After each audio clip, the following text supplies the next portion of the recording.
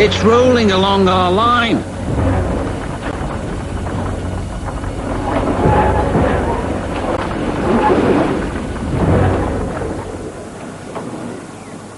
We'll stop here until Boulder passes by, said Rusty's driver. But Boulder was nowhere to be seen. Suddenly, oh no, it's behind us! Just ahead they saw a small junction. One line went uphill. Boulder thundered past.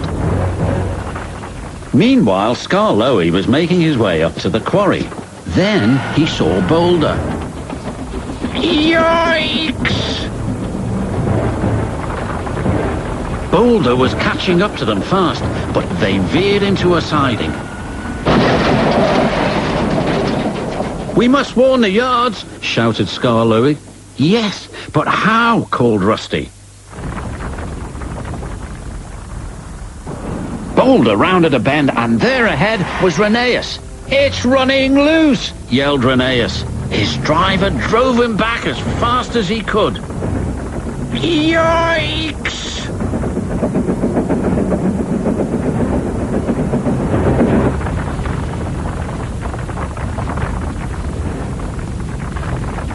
Rather a smash than a squash, sighed his driver. At the yards, Percy was collecting trucks. Then he heard Boulder. Oh no, it's heading straight for me!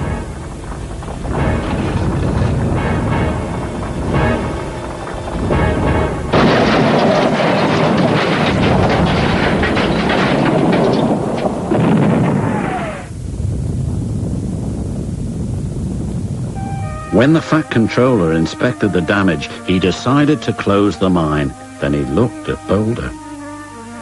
We should have left this part of the island alone, he said thoughtfully. They moved Boulder to a hill close by the yards.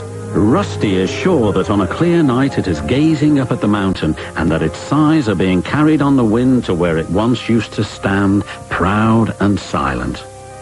I wonder if Rusty is right, don't you?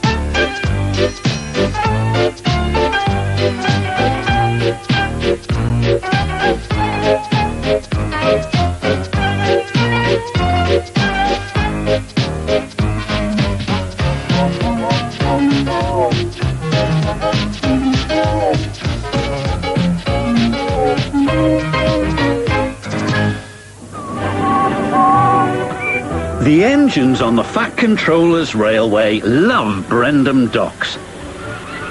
There's always lots of work to keep them busy, and they enjoy seeing new arrivals onto the island of Sodor. An exciting new arrival was an engine Cranky the Crane was unloading. It was heavy. This makes my chain ache, groaned Cranky. This is Harvey, the crane engine, the Fat Controller said proudly. The other engines thought Harvey looked strange. Harvey was happy to be on the ground. He didn't like dangling from Cranky's arm at all. These gentlemen are the railway board, the Fat Controller said. Tomorrow, Harvey will give them a demonstration. If it goes well, he will join the railway. What's a demonstration? Demonstration, said Thomas. It's when you show off what you can do. Like when Thomas and I have a race, said Bertie. Varoom, varoom. That evening, Thomas had just returned from a hard day's work. He saw Harvey parked near the sheds. Harvey could hear the other engines talking about him. This made him sad. Harvey's different, said Henry. "He doesn't even look like an engine," said Edward. "Surely the Fat Controller won't let him pull coaches," sniffed Gordon. "He's just Cranky on wheels," said James. "He's not taking my mail," said Percy. Thomas felt sorry for Harvey. "Don't worry. Sometimes it takes time to make new friends." But Harvey wasn't sure he wanted to stay where no one wanted him. The next morning, the Fat Controller sent the engines off to a useful day's work. "Maybe my coming here wasn't such a good idea, sir," Harvey chuffed sadly. "Nonsense," said the Fat Controller. "But the engines don't like me. I'm too different." "Different is what makes you special." And that made Harvey feel better. Out on the branch line, Percy was having trouble with trucks. "Faster we go, pull him along, don't let him slow." "Help!" cried Percy. His driver applied the brakes, but it was too late. He went off the rails at Bulgy's Bridge.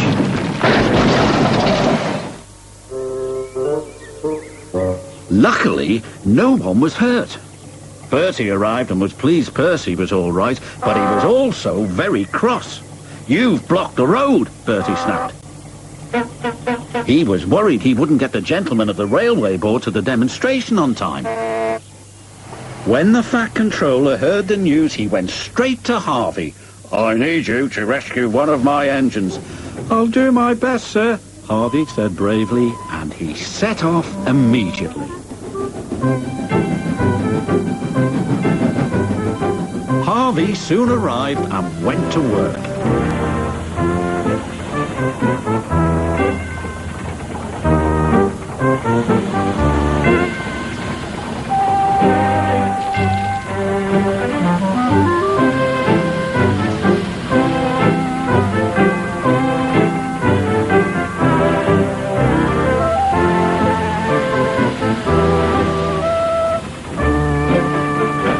In no time, Percy was back on the tracks. The gentlemen of the railway board were very impressed.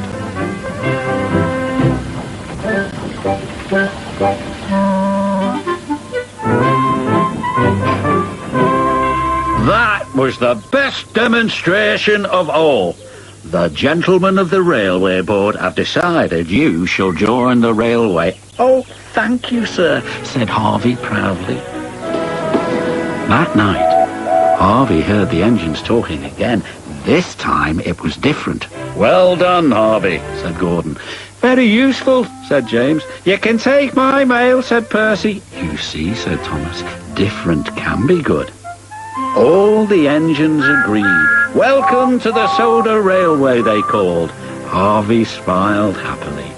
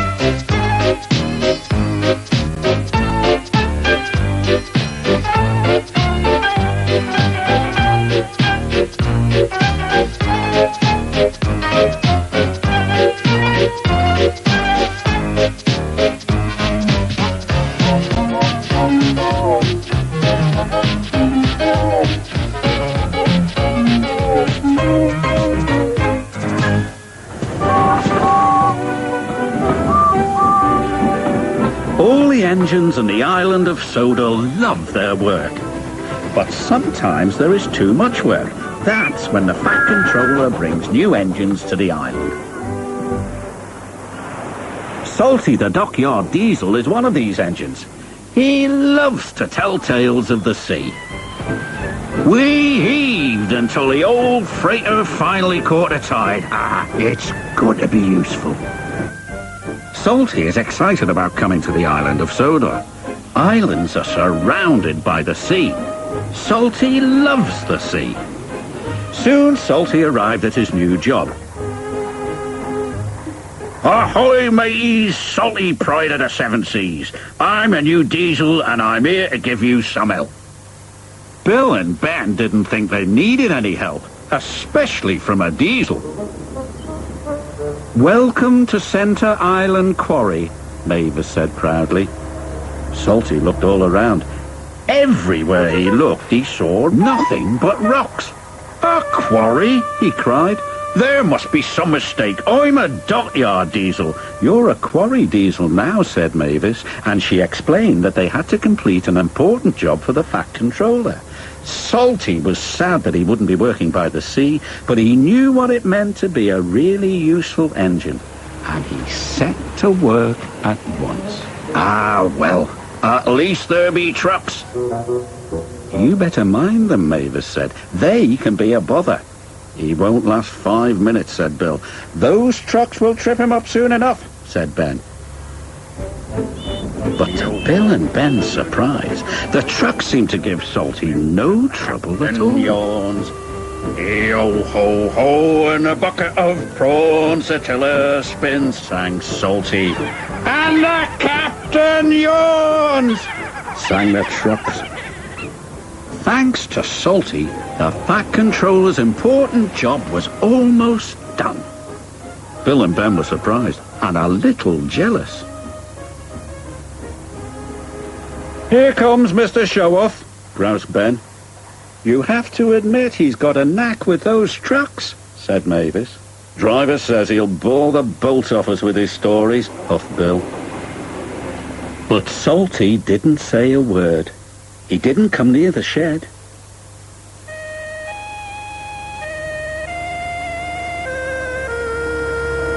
Mavis was worried. She rolled alongside and asked him what he was doing on his own. Oh, I thought I might catch a bit of sea breeze. You really do miss the sea, don't you? Asked Mavis. Aye, said Salty, I do. But Salty knew the quarry work was important. The next day he tried to show Bill and Ben his secret with the trucks. I like working to a musical rhythm, he said. And so do the trucks. Why don't you give it a try, me hearties? Here we go, here we go, here we go. No, we don't, no, we don't, no, we don't. But try as they might, Bill and Ben could not move the trucks the way Salty could. Later that day, the Fat Controller came to the quarry. He was surprised to see the job had been completed. Well done, said the Fat Controller. It was Salty, said Mavis. We couldn't have done it without him. Then I've got a bigger job for you, Salty. Aye, aye, sir. What kind of a quarry is it? Quarry? Said the Fat Controller. I'm sending you to Brendam Docks. That docks, Salty exclaimed. The docks are hard by the sea. Oh, thank you, sir, he said. This reminds me of a time in Bimini. And Salty was telling stories again. Salty loves Brendam Docks. He gets more work done than any 3 engines and feels really useful. And only the trucks know his secret.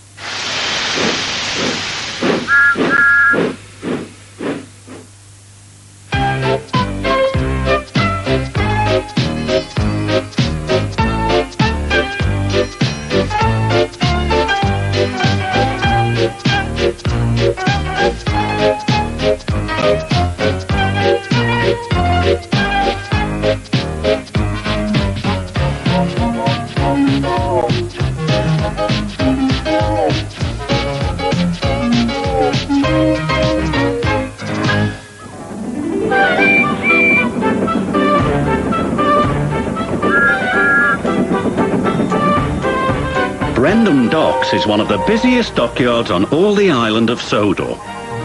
It's where ships and engines and cranes alike are busy day and night, every day of the year.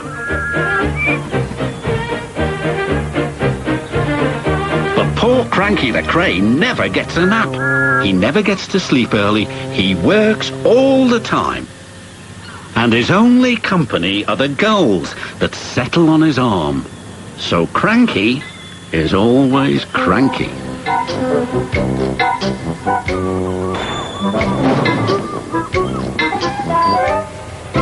"Ahoy there, Cranky!" cried Salty.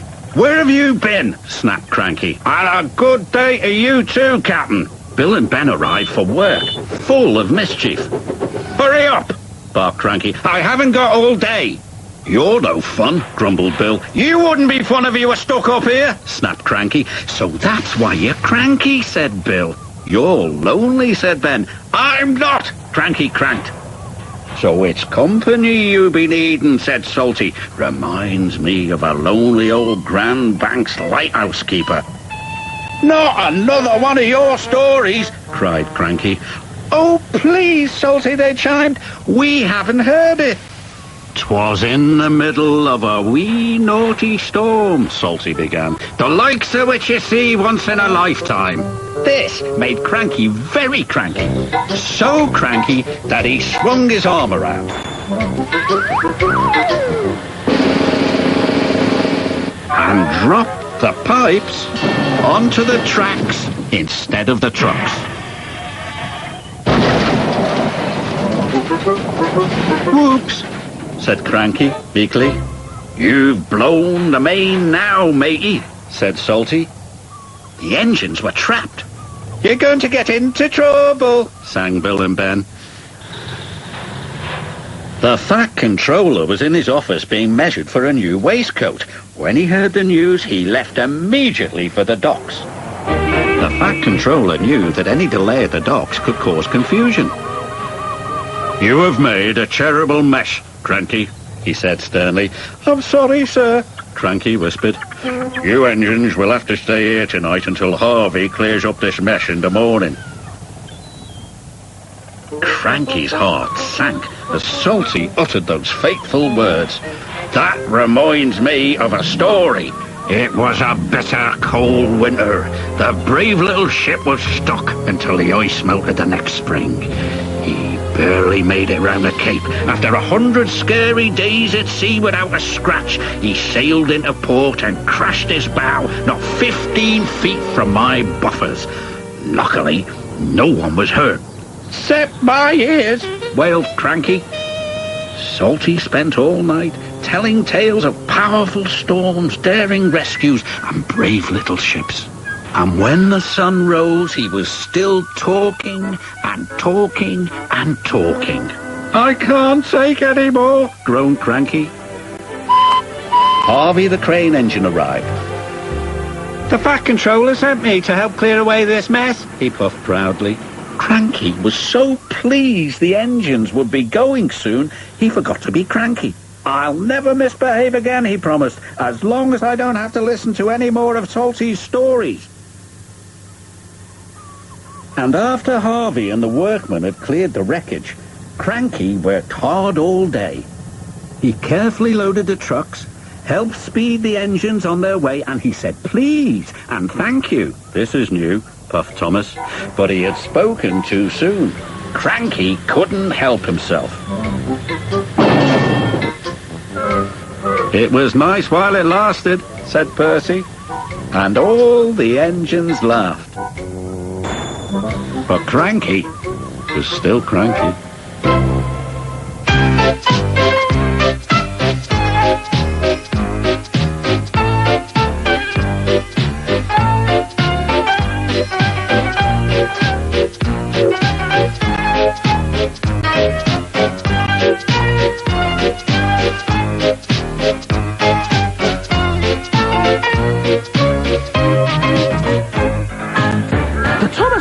Party will be right back.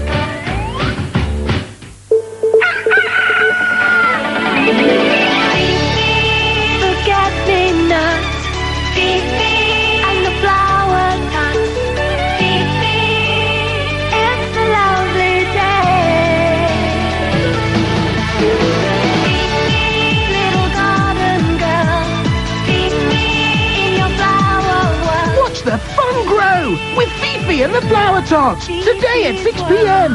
Nick Jr. It's what I eat, what I do.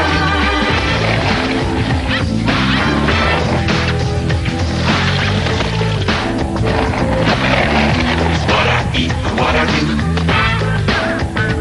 Skate down to McDonald's. Enjoy the tastiest food and choose a cool Polly Pocket or Tony Hawk toy. One with every Happy Meal. Hey kids, get on your skateboards and keep active for at least an hour a day.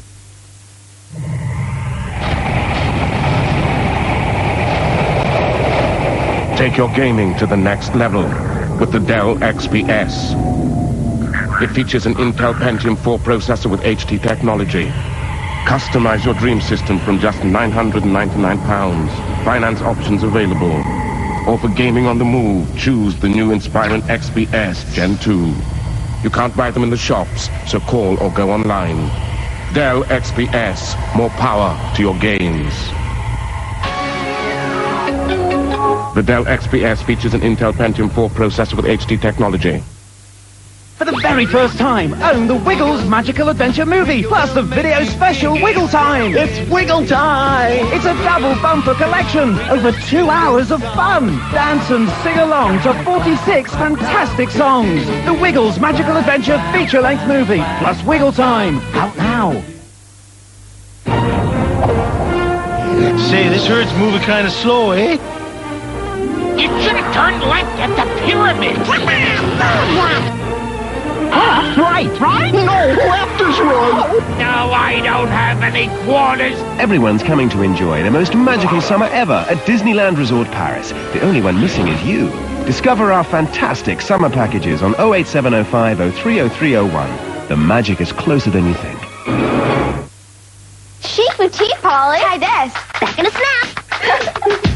Quick, click, Polly's new trick. Load it up with clothes that stick. Quick, click, clothes that stick. Fashion is easy. When you know the trick. The new Quick Click boutique set has magnetic clothes. Other sets with dolls you've sold separately. Polly. Are you one of the thousands of people who would like to raise some money? Perhaps to start your own business, but you've been knocked back because you've no proof of income. Maybe to buy your council house, but you have CCJs. You'd like to reduce your monthly credit card and loan bills, but you have arrears. You need to buy your ex's half of your home after a split. Your bank has turned you down. You want the money for home improvements, but you can't afford the monthly payments. An APS mortgage for any purpose could be the way forward. If you want convenience, help with completing forms and no references taken, step forward. If you need the money quickly, come to us. If you need one lower monthly payment, walk this way. If you need a mortgage for any purpose, call APS. APS, moving forwards. With new Persil, the only pre-treatment we recommend is life. There's no need to pre-treat on hundreds of stains. Prepare yourself for something so monstrous, so humongous, and so very, very... ferocious? Well, I am the ferocious beast. More like a big scaredy cat. I can't look. It's too scary. In fact, the only ferocious thing about him is his appetite. I'm still hungry. I can't help it. I have a ferocious appetite. Join the ferocious beast every day at 9:30 a.m. on Nick Jr. Ooh la la. We are playing Thomas and friends. I am Thomas. I'm Annie. I am Clarabelle. One day, Thomas was chugging along with Annie and Clarabelle behind him. They were going on a very special journey. It was the day of the town fete, and Annie and Clarabelle were delivering all the balloons and cake for the party. It's a lovely day, Shouted Thomas to the passers-by as they went through a station. Everything was wonderful. The sun was shining, and Thomas was as happy as ever. Then all of a sudden, one of the bolts holding the carriages together came loose, and Annie and Clarabelle were left stranded on the tracks. Thomas hadn't noticed. He was too busy enjoying the nice weather. When Thomas arrived at the fete, the mayor was not happy. So, where are the balloons and cake? I don't know. I think they're right here. We can't have a party without balloons and cake. Just then, James pulled up with Annie and Clarabelle behind him. One of the bolts came loose. We were stuck for ages. James saved them.